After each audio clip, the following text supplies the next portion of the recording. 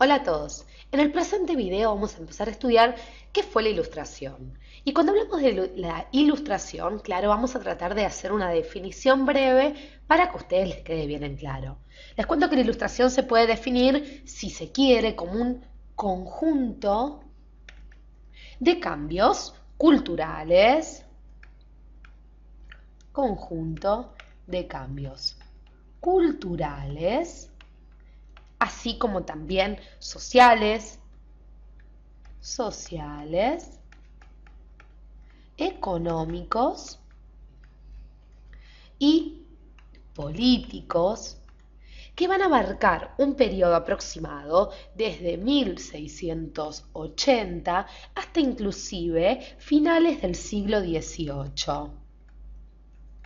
Fines entonces del siglo XVIII para poner un tiempo aproximado, ¿sí? Época, si ustedes recuerdan, en la que va a comenzar, o la que se iniciará, la Revolución Francesa, a la cual le dedicamos muchos videos en Educatina.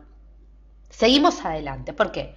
Porque claro que entre todos estos cambios, nosotros debemos pensar a la ilustración como un periodo histórico en donde vamos a ver claramente la evolución del pensamiento burgués.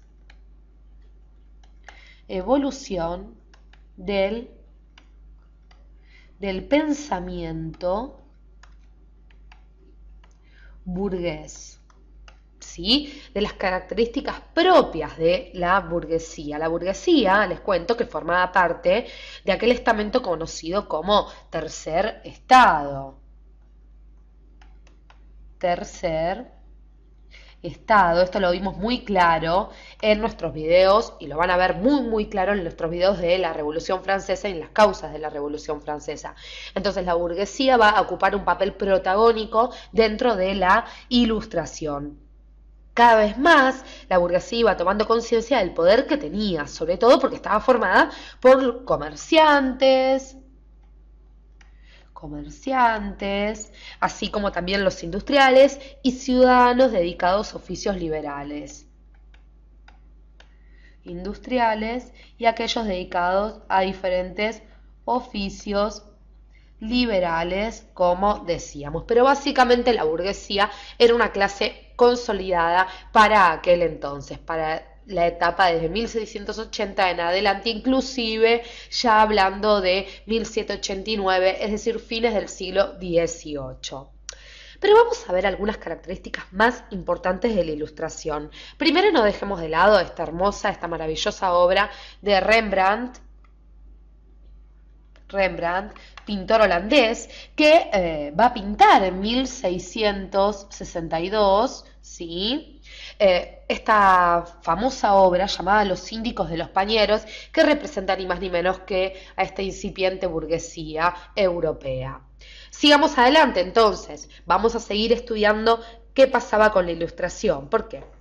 Vamos a hacer un espacio y vamos a quedarnos con esta imagen, porque en Francia, y a principios sobre todo del siglo XVIII, los intelectuales encabezaban una corriente del pensamiento que se manifestaba luego en toda Europa. Entonces, ya podemos hablar de intelectuales. ¿Sí? Estos intelectuales, que partieron de las ideas propias del empirismo inglés, por ejemplo, empirismo inglés, ¿sí? Se centraron sobre todo en divulgar de alguna manera y aplicar prácticamente los principios de la investigación científica. Entonces, por ejemplo, los filósofos ilustrados comenzaron a criticar todas las tradiciones. Criticaban la tradición, ¿sí? Todo lo anterior, para decirlo de una forma bien simple, y criticaban sobre todo aquellas tradiciones que no tuviesen una base racional y también ponían en tela de juicio toda la estructura del antiguo régimen. Antiguo régimen, ¿sí? Sigamos adelante, porque si nosotros hablamos de intelectuales importantes, no podemos dejar de lado a este señor que vamos a ver a continuación, que es ni más ni menos que Montesquieu. Vamos a poner aquí Montesquieu, les cuento, lo ubicamos desde 1689 hasta inclusive 1755.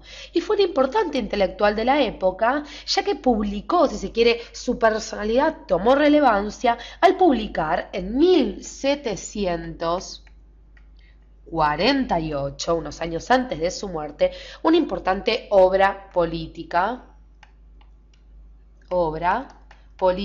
que estamos viendo aquí, denominada o llamada, mejor dicho, El espíritu de las leyes.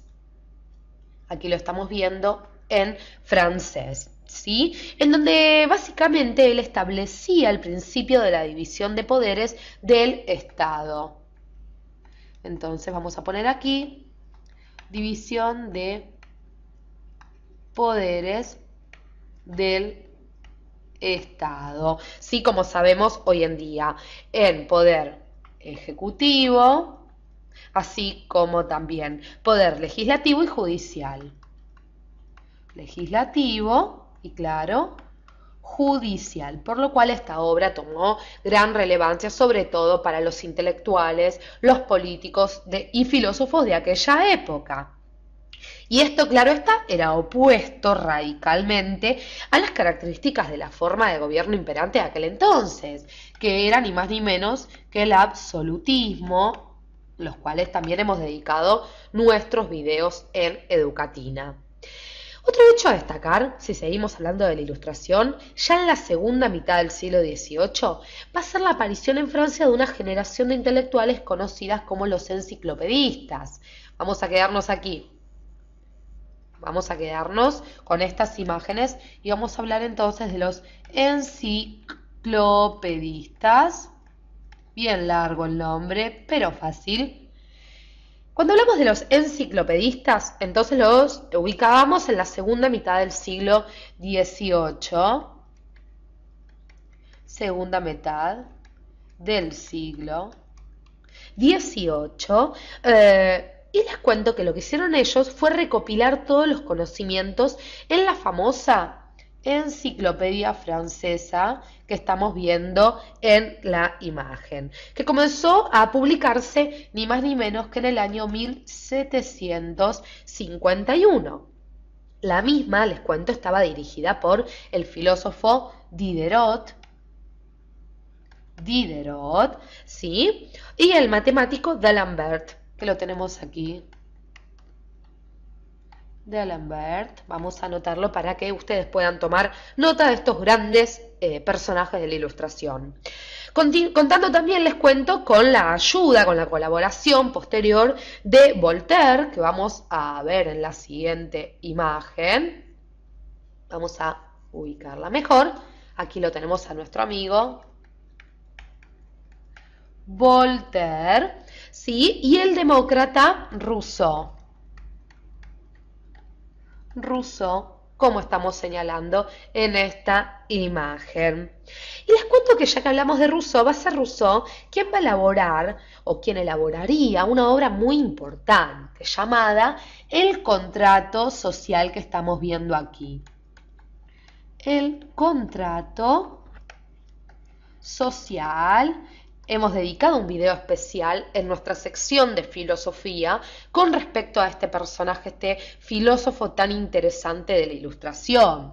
Y es en este contrato social, en esta obra, en donde él sentaría los principios de una sociedad democrática, ¿sí? Para que ustedes puedan comprender un poquito mejor.